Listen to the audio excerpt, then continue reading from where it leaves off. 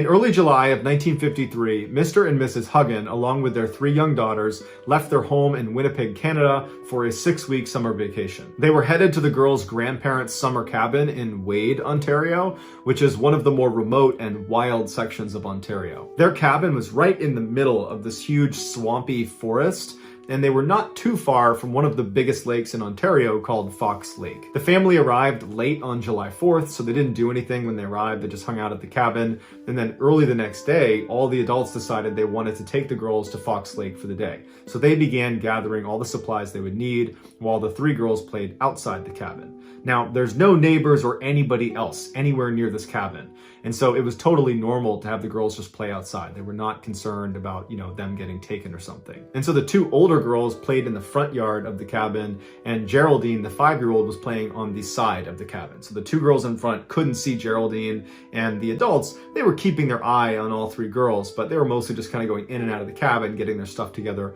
periodically poking their head out, but the girls were fine. At 10 a.m. that morning, the parents had finally packed up the car, and they were ready to collect the girls to head over to the lake. And so they went outside, they got the 2 girls that were out front, and they went to the side of the house, and they couldn't find Geraldine. Now, they weren't worried because where could she have gone? And so they walked around the house, they're yelling for Geraldine, and they asked the 2 girls, have you seen Geraldine? Where'd she go? And they're like, oh, we don't know. She was just over on the side of the house a minute ago. And so they can't find her outside. And so they go in the cabin thinking she must have gone in there because that's the only place she could be. But after thoroughly looking through the cabin and not finding her, they started to get a little bit more worried. At this point, the adults start talking to each other and they're saying, did anybody see Geraldine in the past couple of minutes? Has anybody seen her? And they all said, yeah, I poked my head out the window and I saw her within the past 10 minutes right on the side of the cabin. And so they all agreed within the past 10 minutes, they had seen her right outside the cabin. So they're alarmed they can't find her, but they're thinking we're gonna find her. So they go back outside and they're looking around and they're yelling for her. Now, this is such a remote section of Ontario that there's really no noise pollution and sound travels really, really well. And so when they were yelling her name, it was booming through the woods. And even if Geraldine had, sprinted for 10 minutes away from the cabin, she still easily would have been within earshot. And all she had to do was just, yell back and they would see her. But she didn't yell back, and there was no sign of her anywhere. And so at this point, the family is panicking, and so they call the police. The police show up, and they're looking around thinking, we're not going to be able to search this very effectively on our own. This is a huge, wild, remote section of Canada. And so they called in some professional trackers that were familiar with this area to come in and help them with their search. They also called the army in Winnipeg to send over some people to assist as well. But as soon as the search started, the skies opened up and dumped rain all over the entire area, basically washing away any footprints that they could have used to potentially find her. As the day wore on and the sun was starting to set and there was still no sign of Geraldine, her father said something to the searchers that was intended to help them find his daughter, but it was just this incredibly heartbreaking comment. And what he told them was his daughter was afraid of the dark, and that once it got dark out in the woods here, she's just going to sit down and cry. And so that will stop her from moving farther away from us, hopefully, and we should be able to find her. But they didn't. And for 3 days, they looked everywhere for her, and there was no trace of her. And to make matters even worse is the weather had been really rainy and cold, not below freezing temperatures, but close, like in the 40-degree Fahrenheit range. And she just had a light shirt and shorts on. She was not prepared for the weather. On the evening of the 3rd day, they found footprints that they believed to be Geraldine's high up on this ledge in some moss overlooking Fox Lake. And the footprints indicated that this child, which was probably Geraldine, was looking out over the lake and then turned around and walked away from the ledge down into the swamp where her footprints dissipate. And so the search effort was pushed to this swamp, and they had thousands of people that are combing through this mosquito-infested bush to look for this girl, and once again, there's nothing. Then on the 7th day of the search, they find another set of footprints in the swamp around the area where they were looking for Geraldine. But it wasn't Geraldine's footprints because they were these huge prints that if it was a human print, they would need to be an enormous human being. Or these prints belonged to some enormous animal, but they were unable to determine what animal it was. At this point, although there's not really any real evidence connecting that print to Geraldine, people are starting to suspect that whoever left this print or whatever left this print has something to do with whatever happened to Geraldine. 2 days later, so 9 days after Geraldine has gone missing, some of the professional trackers were 2.5 miles away from where that large print was found in that swamp and where Geraldine's footprints were found up on that ledge. they found a piece of her plaid shirt 2.5 miles away on the eastern shore of another lake called Long Lake. And so they pushed the search effort over to that section of Long Lake, and within 24 hours, they would find Geraldine's remains. The scene where Geraldine was found was bizarre. There was very little left of Geraldine, and from what was left, it was clear there had been significant animal predation. And so initial thoughts were, she must have been attacked by wolves. That's what killed her. But upon closer inspection, they saw that her clothing had not been torn and there was no blood on her clothes. So the animal predation had most likely occurred after she was deceased, because they would have been able to pick around the clothing. Whereas if it had been a wolf attack, they would have cut right through the clothes and there would be marks that obviously, she was attacked by animals. But Geraldine's remains appeared to have been dragged out of a nearby meadow to where she was ultimately located. And so they followed the drag line into this meadow, and it led them to this opening where all the grass had been matted down. And investigators said it looked like something big had been laying there. And they speculated that that might have been the area where Geraldine had been killed, and then afterwards animals had dragged her over to where she was found. And so investigators are like, well, we found that large footprint in the swamp on the 7th day in the same area where we had found Geraldine's footprints, and we thought they might be connected. And now we're finding a large, what appears to be body print in this meadow that's right near where Geraldine's remains have been found. And so probably whoever or whatever left that print in the swamp is the same one that left this print here in the meadow, and therefore is probably Geraldine's killer. But this left investigators with two theories that didn't really make any sense. The first one was, okay, these prints, the swamp print and this body print, belong to an enormous person, like a giant, who ran up to the cabin and abducted Geraldine and ran off, and no one saw them or heard them. And for weeks, they've managed to totally evade capture despite being, again, an enormous person lumbering through the forest. So that seemed really unlikely. One, that this giant person even existed, and two, that if this giant person existed, how could they not get caught? They're so big running through the forest, they would be easy to spot. But if you rule out the enormous person theory, you're left with the enormous predator theory, which does make more sense on the surface because there are enormous predators that have attacked humans, so that does happen. But when they looked at her remains, they ruled out a wolf attack, and really, they ruled out animal attacks. But if this is an enormous predator, how did it kill Geraldine? The family was told that unfortunately, because there wasn't enough left of her, they weren't able to determine a cause of death. And so their best guess is she was probably mauled by wild animals, but they would even level with the family and say, honestly, we don't know what did this. As many of you may know, aside from telling stories on this YouTube channel, I also tell stories on my podcast, the MrBallen Podcast, Strange, Dark, and Mysterious Stories. But that's not all. In addition to that podcast, under the Ballen Studios umbrella, there is a whole host of other podcasts that you can binge right now, and their content, all of them, fall into the Strange, Dark, and Mysterious category. For example, if you're into baffling and horrifying medical mysteries, well, you should go check out my other podcast called MrBallen's Medical Mysteries. Or maybe you want to hear from some other voices within our studio, like Luke LaManna. Luke LaManna is a military veteran. He has a super iconic, really deep radio voice, and he has two shows. One is called Wartime Stories, where he basically looks at strange, dark, and mysterious wartime stories, and his other show is called Redacted, where he looks at information that used to be classified, and he dives into it with his military expertise and experience, and he basically shows you the lies and secrets and half-truths that the most powerful institutions in the world have been keeping from us.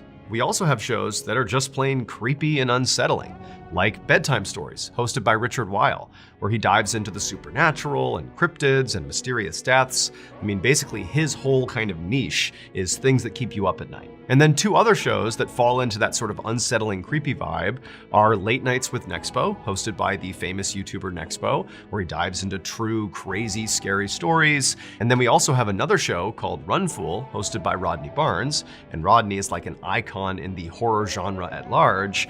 And on his show, he just dives into this wild, chilling lore, like horror lore. People love that show. Or if you're a history buff and you really want stories that are really rooted in the fabric of our timeline, I mean, stories that are truly historically accurate, but still strange, dark, and mysterious and crazy, well, check out A Twist of History, hosted by Joel. He's great voice. He's a very thorough host.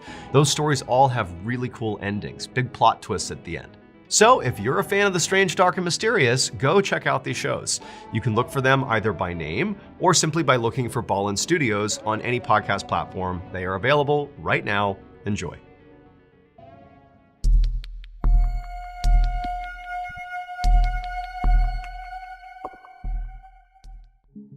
In 2010, Jan Maccabee was living with her husband Bruce in a town called Lima, Ohio, which is approximately 80 miles southwest of Lake Erie. While Jan had built a successful career as a booking agent for musicians, bands, and entertainers, her real passion was deer hunting. So on September 29th of that year, right after deer hunting season had opened in Ohio, Jan decided to go out on a hunt. That morning had been cold and damp and gray, but by that afternoon, when Jan was getting ready to go, the temperatures had risen and the sun had come out. Jan's preferred method of hunting was to sit and watch from a tree stand, which is a ladder that you put in the woods that sits about 15 feet high. She would sit up there with her bow and arrow and wait to take a shot when a deer came by. Around 5 p.m. that day, she told Bruce she was leaving, and she made it to her tree stand by about 5:30. The forest she was going to be hunting in was one she was very familiar with, and it was not very remote. There were a couple houses just outside the woods, there were some agricultural areas, and her nephew actually went to high school just a mile north of these woods. But from the tree stand where she was sitting, all she could see around her was trees. Shortly after Jan sat down, she started texting with one of her friends on her BlackBerry, and periodically she'd poke her head up and look for deer. There weren't any, and then she'd go back to texting. The whole time this is happening, Jan can hear birds and crickets and squirrels and all the sounds of the forest all around her. A little after 6 p.m., her texting conversation with her friend reached a natural conclusion, and so she went back to just kind of sitting in the tree stand looking around. By about 6:20 p.m., she still hadn't seen any deer, and she was starting to get bored, so she decided she would take a selfie. She picked up her BlackBerry, she took the selfie, and as soon as she was done, she became aware that the forest had suddenly gone completely quiet. No more squirrels, no more birds, no more crickets, just complete silence. And she knew as a hunter, the only time this happened was when a large predator was in the area and all the other animals went quiet. But Jan would later say there was just something different about this silence. It was so sudden and so complete that it scared her. And she wound up sending another text message to that friend she'd been texting earlier that said, "The woods just went completely silent. Very odd." As soon as Jan hit send on that text message and lowered her phone, she immediately became aware of something about 20 feet away in the tree that was right across from her. And she said it was the most unusual and terrifying thing she had ever seen. Moving left to right through the branches was this thing that she described as like a visual distortion. She said it was like looking across pavement on a really hot day and seeing that mirage, except this one looked like it was alive, like it had mass, like it was a see-through person that had been wrapped in saran wrap. And so Jan thinks it's a floater in her eyes, and so she rubs her eyes, and when she looks up, this thing has now moved down a branch closer to her and has stopped, like it's perched on the branch, staring at her, and Jan's horrified, but she knows she wants to document it, so she grabs her phone and she raises it up and she takes a picture on her BlackBerry right as this thing kind of disappears behind the tree and vanishes. Just seconds after this thing disappeared, all the sounds in the forest came back. The birds, the squirrels, the crickets, it was all back to normal, but Jan was really shaken up because she just could not make sense of what she just saw. So she just continued to stare in the general direction of where this thing was for several minutes until finally she felt like it was safe again, at which point she brought her phone up to look at the picture she had taken. When she looked at it, it looked like a blurry mess, and so she thought, oh, I blew it, I put my hand over it, or my hair got in the way of it, or something. But at the same time, she's thinking to herself, but my hair didn't get in the way of it, and I very clearly held it out in front of me and know that I was looking at my phone when I took it, and I had a clear shot of this thing, so I don't really understand how this photo got so messed up. But after looking at the picture for a little while, she started to kind of laugh at herself, the idea that she'd just seen a saran wrap person running through the treetops. She just felt like that didn't happen. It must have been in my head, and as for this picture, I probably just blocked the lens, and that's it. That night, when Jan got back to her house, she did not tell her husband Bruce about what happened to her in the tree stand because, again, she's telling herself it was all in her head. They have dinner, they clean up, they sit down in the living room, and they're both on their phones, and they're just kind of scrolling through the internet and their emails. And at some point, Bruce reacts to something he's reading. He makes a sound. And Jan hears him and says, "Oh, what are you looking at?" And he said, "I just got a really interesting email from our nephew, the one that goes to school down the road. He said that today they were outside for band practice, and at some point all of them turned to look at the forest, and there was a bright circular light that was kind of hovering in the forest. And I guess they all stared at it for about 5 or 10 seconds, and then at some point the light kind of went back into the forest, and they didn't know what to make of it." And I guess one of his classmates said that a year before, the exact same thing happened, and it apparently scared their instructor so badly that they canceled rehearsal and went inside because of it. As Jan is listening to her husband read this email, she's sitting up and her heart is racing, and as soon as he finishes, she says, "What time did he say that happened?" Bruce picked up how intensely she was asking him, and so he looked at the email, looked back at his wife, and was like, "It was between 7:50 and 8. Why?" At this point, Jan revealed everything that had happened to her while she was hunting, seeing that visual distortion in the trees that looked like a figure of some kind, and she would tell him that the forest she was in was the same one their nephew was claiming to have seen this circular light floating inside of. She told him she tried to take a picture of the thing she saw, but the picture didn't come out. But her husband, who is an optical physicist and therefore an expert at analyzing a picture, said, "Here, let me take a look at it." As soon as he looked at the image, the first thing he asked her was, "Well, did your hair get in front of the lens?" And she said, "No, I was holding it about a foot away from my head, and my hair was in a ponytail and a ball cap, so that can't be my hair." And so he looked at it again and he asked her, "Well, did you put your finger over the lens maybe?" And she said, "Yeah, I might have. I don't think I did, but it's certainly possible." And so, not really thinking much of this picture, he decides before giving the phone back to just check the resolution of the image, because whenever he would examine a picture, that was something he would do, and he discovered an anomaly. It turns out Jan's BlackBerry was only capable of taking pictures in 3 distinct resolutions. Basically, the size of the image could only come in small, medium, or large. And this picture she had taken of this thing she saw in the trees was a resolution size that was not small, medium, or large. It was some random size that the phone was actually not capable of producing.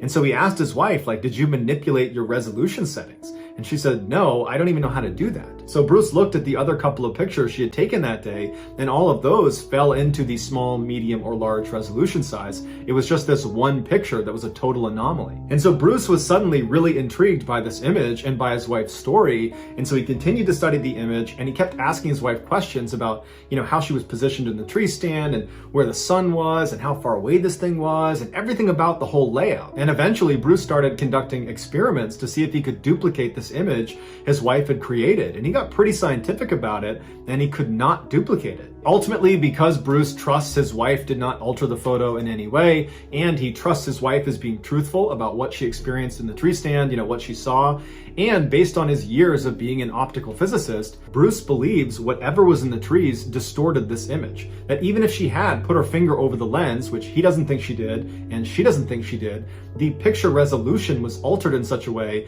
that something had to have an effect on it. There was a third-party effect on this picture.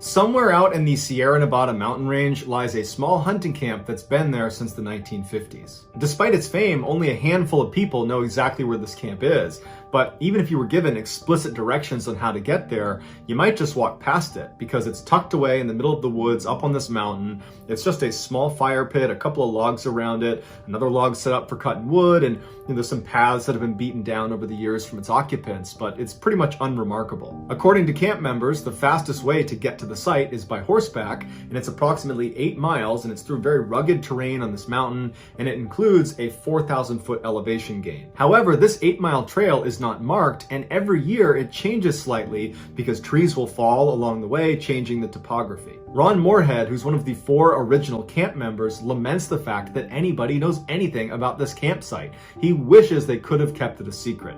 But he knew that wasn't an option after what they discovered there in late 1971. In early 1971, Ron was a young man, and he was invited out for the first time to the Sierra camp by the 3 founding members. When Ron got there, he fell in love. It was this beautiful, natural, pristine wilderness that overlooked this amazing valley, and they're surrounded by these huge white fir trees. There's a freshwater stream that trickled by, and in terms of hunting, the deer were plentiful. Ron said this campsite was the closest to heaven he thinks he'll ever get. The only real drawback of the site was the large bear population, but they always had guns on them, and they built this shelter out of heavy fallen timbers that they could go inside, shut the door, and they'd be protected from the bears until they left. When there wasn't a bear threat, they slept on the ground in tents. In late 1971, Ron came back to the camp with the other 3 founding members. They'd had a great day of hunting, and they were standing around the campfire just chatting with each other when they started hearing a grunting sound not far away from them in the forest. Now, typically, whenever a bear came to their campsite, it was usually at night, and they would hear it grunting somewhere off in the forest,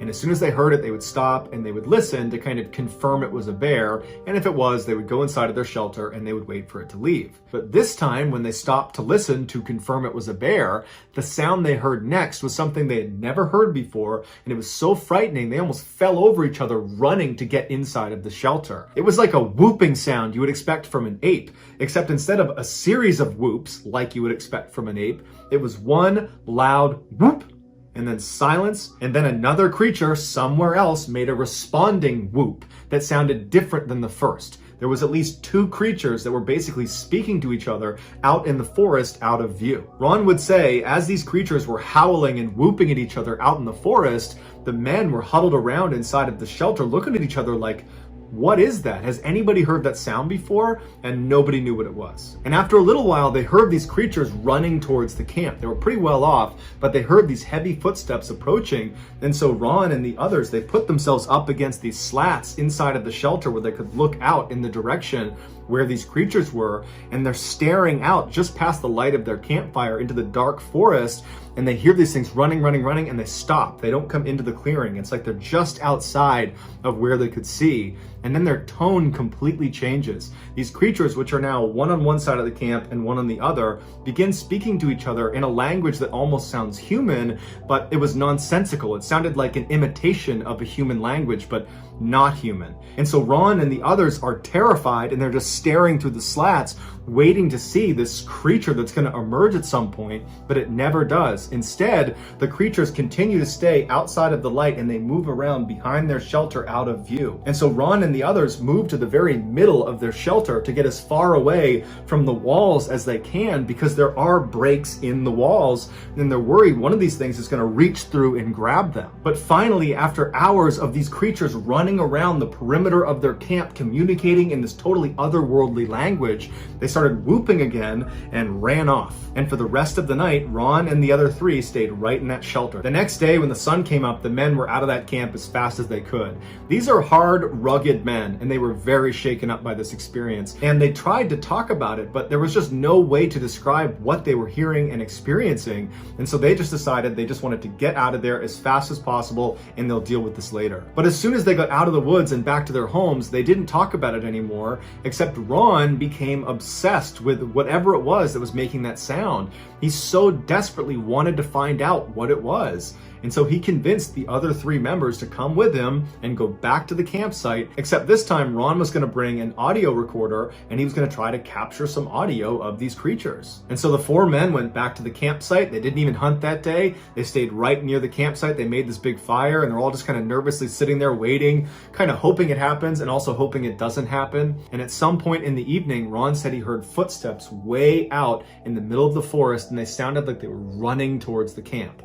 The 4 men sprint inside the shelter, lock it behind them, and Ron turns on the audio recorder. Now, before you listen to this famous recording, here are its bona fides. After being recorded, Ron sent it to Dr. R. Lynn Curlin, who is a professor of electrical engineering at the University of Wyoming, and he and his team analyzed it, and they concluded that 1, it was unaltered, so it's not been edited, it's not been doctored in any way, it's an authentic audio recording. And 2, whatever was making the sounds could not have been a man, because their vocal range was dramatically higher and lower than that of a human's. The doctor said, based on average pitch and tract length, the creature that was making the sound most likely was between 7'3" and 8 feet tall. In addition to the Dr. Curlin examination, a cryptolinguist expert named Scott Nelson also pointed out that it would have been nearly impossible in 1971 for Ron or any of the other hunters to dub the sound of their voices, which are on the recording, over the sounds that these creatures were making, because a couple times in the recording, you hear both sets of voices happening at once. That's something you couldn't have done in 1971. Despite numerous attempts to debunk this recording, it still stands as a legitimate, unedited recording. Although what they were recording is still a mystery. Have a listen.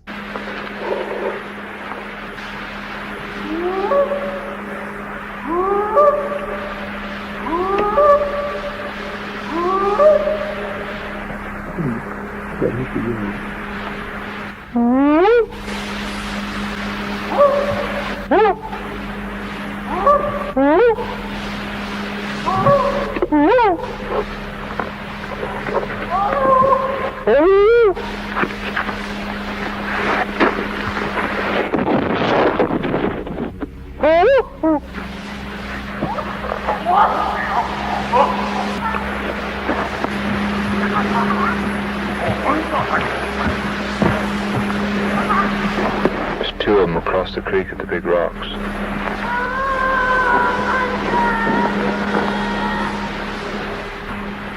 It's a hard act to follow. It sounds like he talks to us and they talk to each other. Yeah.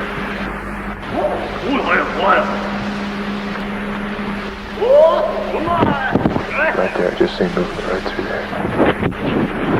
Shortly after this recording was made, Ron stopped hunting at this camp. However, over the years, he has gone back several times because he's obsessed with trying to find out what's out in the forest. But he says to this day, he still has no idea.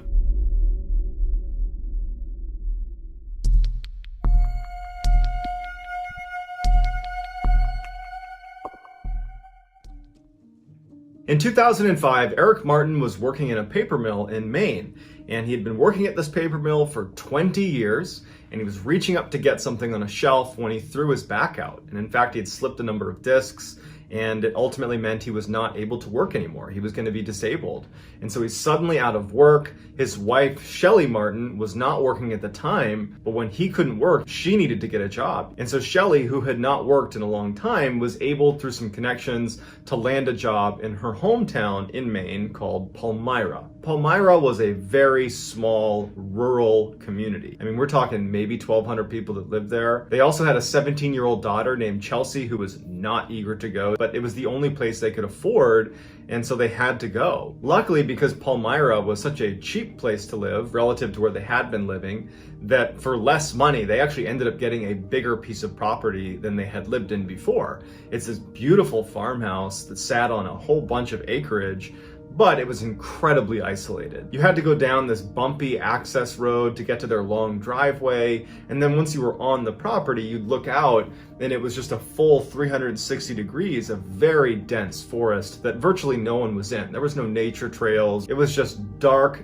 dense forest everywhere you looked. So even though no one's that happy about it, they end up moving into this farmhouse, and as they're unpacking their truck, Eric picks up one of his many rifles that he owned. Eric came from a long line of hunters. He loved to hunt. It was his favorite thing to do, and he had a whole bunch of guns that he kept. And as he's carrying the rifle into the house, Shelly says, "Oh no, we're not keeping the guns in the house. You have a barn, you're gonna put your guns in there." This had always been a point of contention for them in their marriage. Shelly just didn't feel safe having guns in the house, especially having kids in there. And so ultimately Eric agrees, okay, fine, I won't put my guns in the house.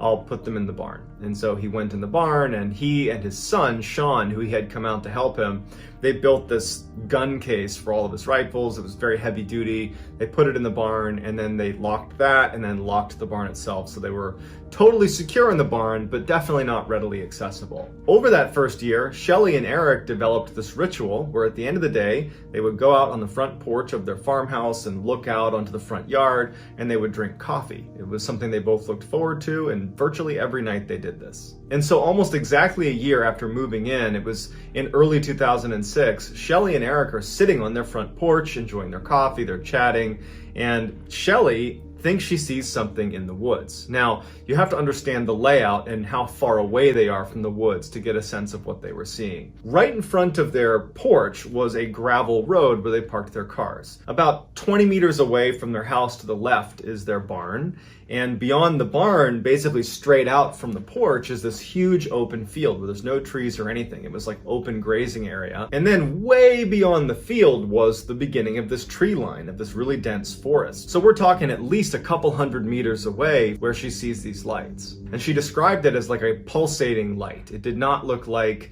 a car or some sort of vehicle, not to mention there was no road out straight ahead from their porch. It was just a dense forest where there was absolutely no one that should have been in there. Eric immediately, when he sees the lights, he thinks there's a poacher on his property, someone illegally hunting on his property. And so he gets Sean, his son, who did not live with them but was staying the night that night, he gets him to come outside and say, hey, do you think that's a poacher down there at the edge of our tree line? And Sean's like, I don't know, maybe. Eric decides that he wants to go tell this person to leave his property. And so he asks Sean to come with him. They figured they would just get to the edge of the property and yell out, hey, this is private property, you need to leave. As they're walking across the field and they're getting closer to the tree line, the lights, those pulsating lights, begin to fade and disappear back into the woods. And they get all the way up to the tree line and they can't see any lights at all. Even though at this point, standing on the edge of the forest, Eric and Sean are fairly confident that this poacher has left, they decide, just to be sure, let's walk a little ways into the woods. Even though it's totally dark, we're not going to get lost. We'll walk a little ways into the woods and just continue to yell, this is private property, so they really do leave. And so they begin walking, and it's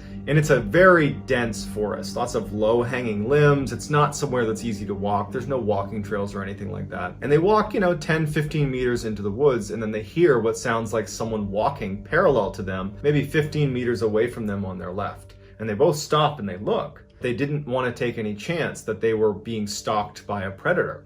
And so they thought, you know what? The lights are gone. I don't know what animal this is. Let's just get out of here. About a month goes by and Nathan, who is Chelsea's boyfriend, was staying with the family at the farm. And it was the first nice spring day. I mean, it was a very dark and dreary winter. Maine winters tend to be that way. And so that weekend, Nathan and Chelsea decide, let's go walk around the woods. So they take the two family dogs and they start walking across that big field in front of the house into the forest, the same area where Sean and Eric have been looking for those lights and then heard what sounded like an animal that was near them. And so at first, Chelsea has the dogs on leashes, but they get to the forest and she lets them off their leash to let them go run around and go crazy because they've been cooped up because of the wintertime as well. The two dogs instantly take off running for about 100 meters and then they come to a dead stop right outside this big mound.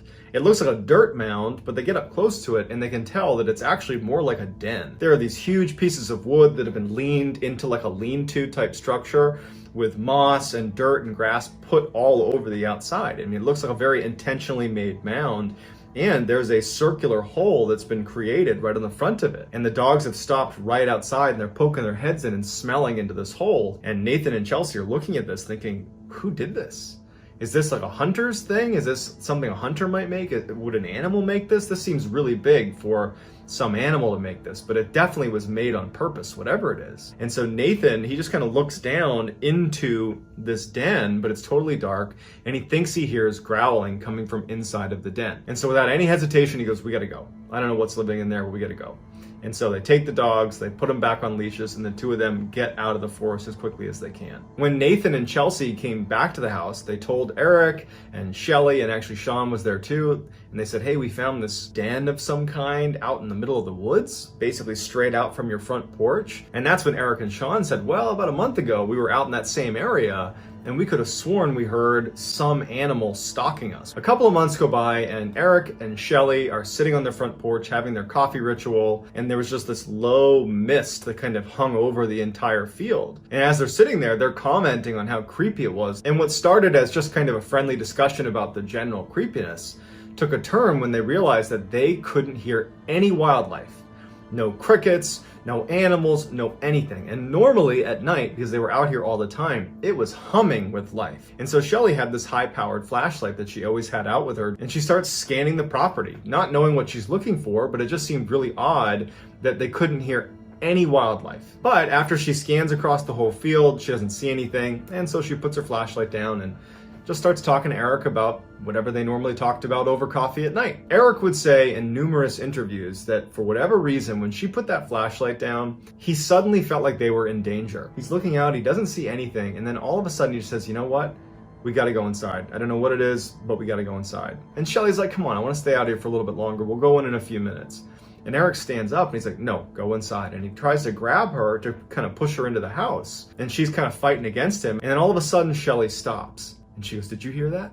And Eric immediately knew that whatever it was, it's the reason he had that sudden feeling of being in danger. Eric turns around and he can't see anything because it's too dark. Shelly grabs her flashlight and she begins scanning the tree line. And she gets to the field and gets about halfway across the field right in front of them, and she stops. Because right in the middle of the field are 3 creatures that look like wolves. These huge creatures that are looking right at them. 2 others join them. So there's 5 wolf-like creatures that are staring at them right from the middle of their field. She says to Eric, what are those? And Eric, who's an experienced hunter, he has no idea.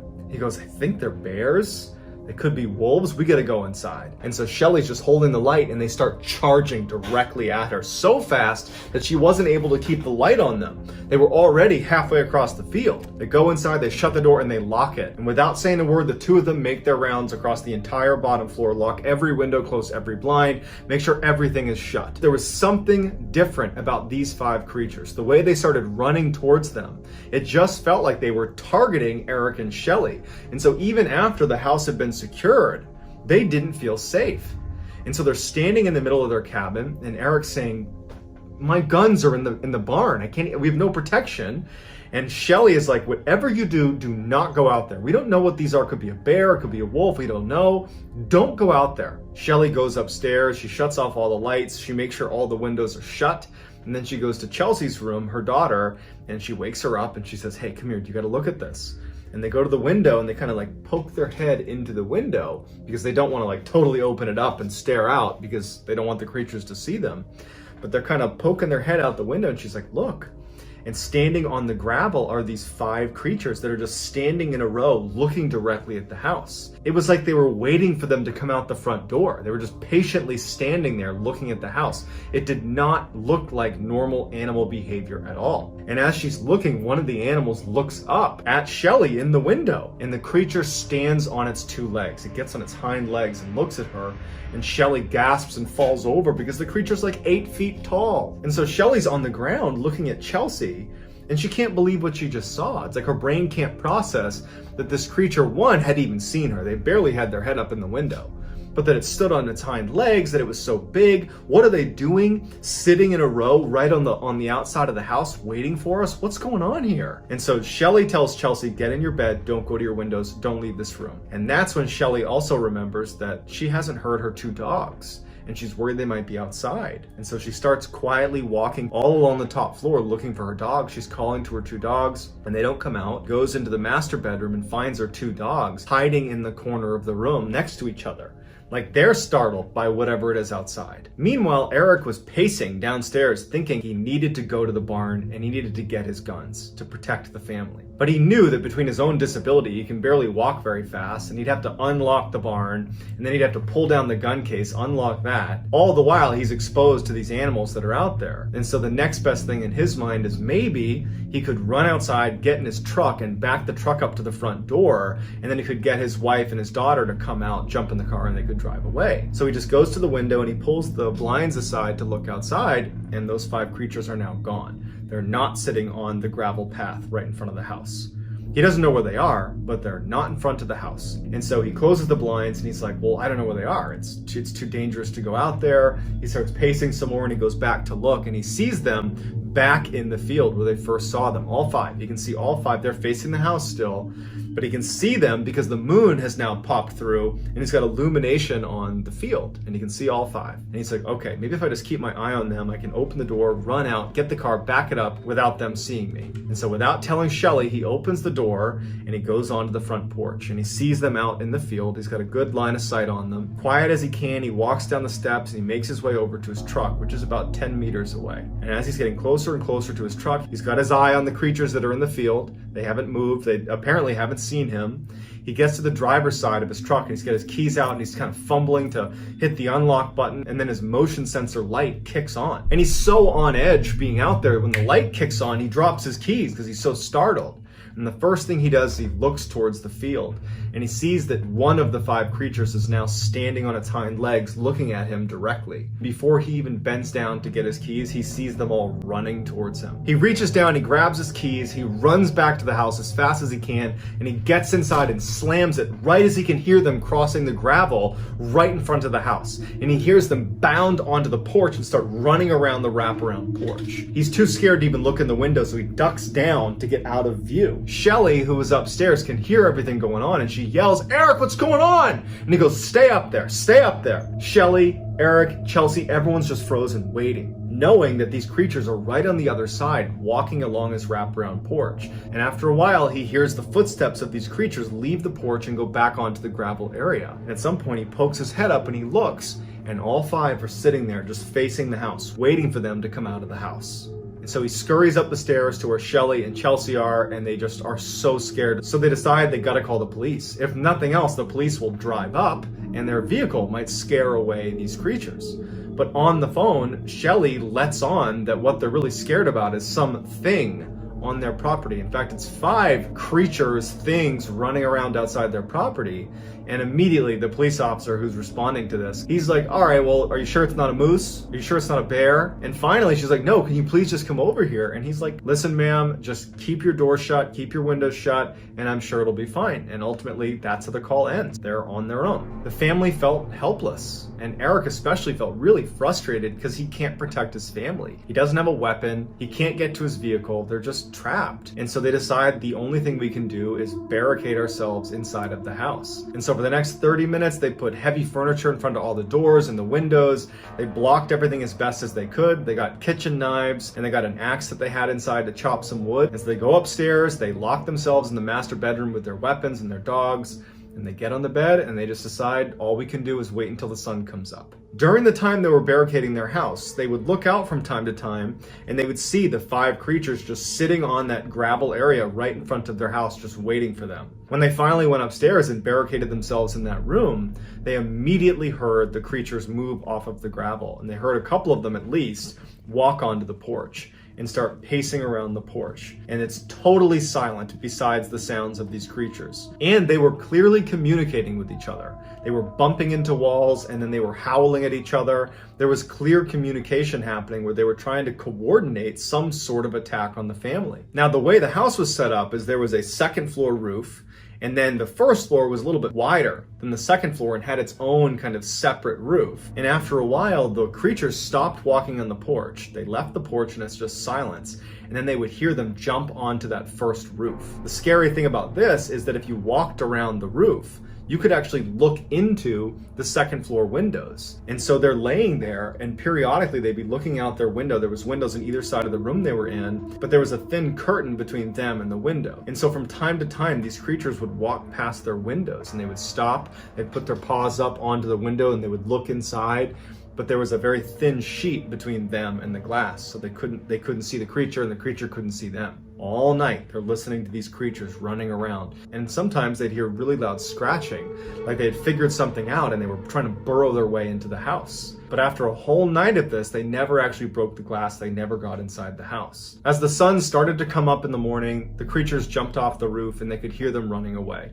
And for about an hour, they didn't hear anything outside. The sun's come up and they felt safe again. And so they left their room, they go downstairs and they finally open it up, and all over their property are signs of huge creatures that had been on their property. Massive footprints with huge claws at the end. They found tufts of hair that had gotten caught on fence posts. And even scarier is they found all these points on the house, in particular on the second floor when they were walking on that roof, where there was clear markings that they had tried to burrow into the house. There were these deep-seated scratch marks into the side of the house. The front door had been scratched apart. I mean, it was very clear that whatever these creatures were, they were trying to get into the house, but they had just been unsuccessful. This experience was so traumatic for the family that they sold the house and they moved very quickly after that, and they have not experienced anything like that since they left.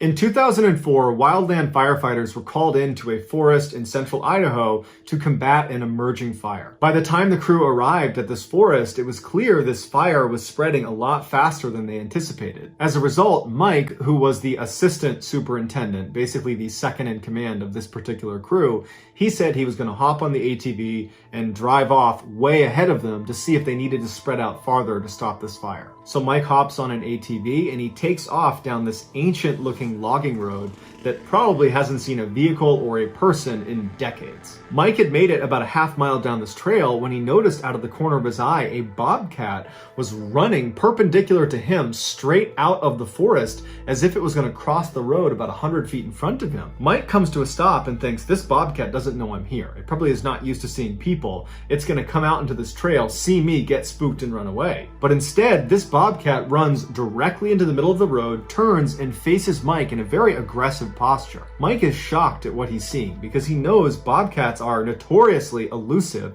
and they're nocturnal. So for this thing to be out in the daytime and to be intentionally blocking his path and standing there aggressively like it's going to attack him was so out of the ordinary. So the two of them are just looking at each other, not moving for about 10 seconds until this bobcat opens its mouth and then begins screaming like a person. It did not seem like the right sound for what he was looking at. He said more than scary, it was just intensely weird. And just as quickly as this bobcat has arrived, it stops screaming, turns and runs to a tree, sprints up the tree and climbs onto this branch that happens to be perched right over the trail he's on. And Mike's looking up at this bobcat that's right over this trail, and he knows if I'm going to continue going down this trail, I have to go under this screaming bobcat. Although totally freaked out, he knew he needed to keep going down this trail, and he's thinking to himself, you know what, this bobcat is probably just scared of me, and that was its reaction, as bizarre as it was. And so he throws his ATV in gear and he starts slowly moving down the trail, the whole time keeping his eye on the bobcat, making sure it doesn't show any sign like it's going to leap off onto him. And as he got closer and closer, he just gunned it and sped underneath the branch, and luckily it didn't jump down on him. And as he got a little bit farther away, he turned up to look, and the bobcat had turned around and was still watching him very intently sitting on this branch. Mike makes it about another half mile down the road before he sees something else that's very strange. He sees a cabin. It's this little tiny cabin that's tucked away in the woods, and he's thinking to himself, I'm on federal land. There aren't supposed to be any private structures here. And he figures, even if this is illegal, I do need to stop and make sure no one's in there because there's this huge fire coming this way. And so he parks his ATV and he starts walking off the trail towards this cabin. And as he gets closer, he can tell it's not only a very old cabin, but it's almost certainly abandoned because he can see all these slats that have been put over all of the windows, like it's been boarded up. But when he got up close, he noticed something strange.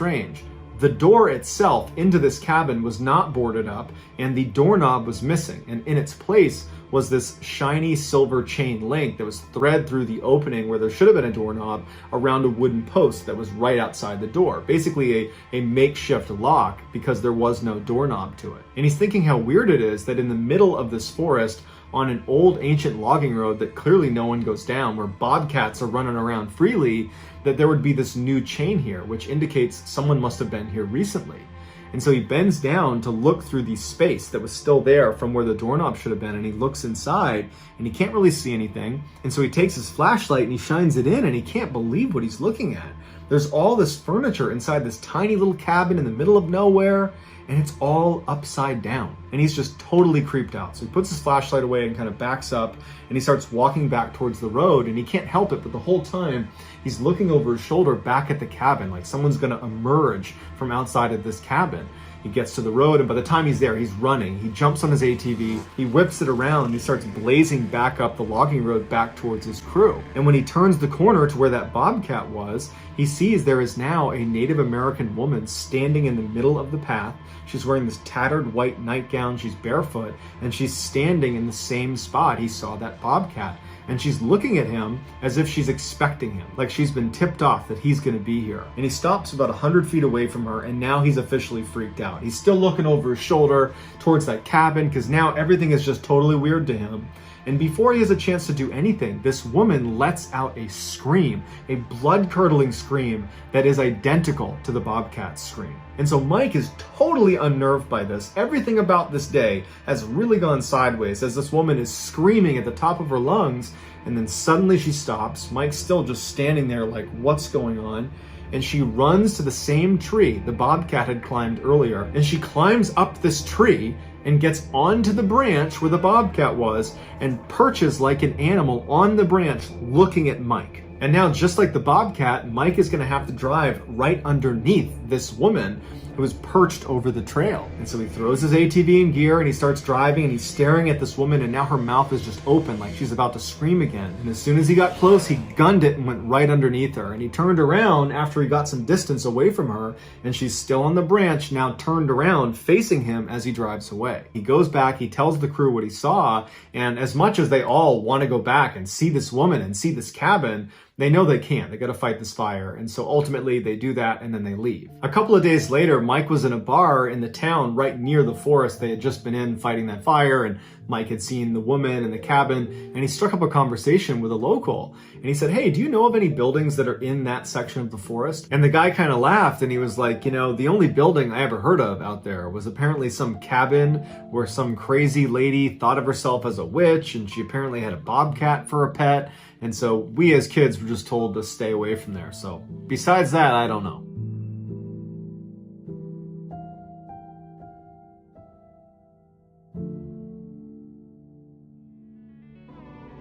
Thank you so much for watching. Let me know what you thought of today's episode in the comments. And remember, we have hundreds of videos for you to binge right now. But if you're looking for a recommendation from me of that one video that's worth your time, well, it's this one right here. So give it a watch. All right, until next time, see ya.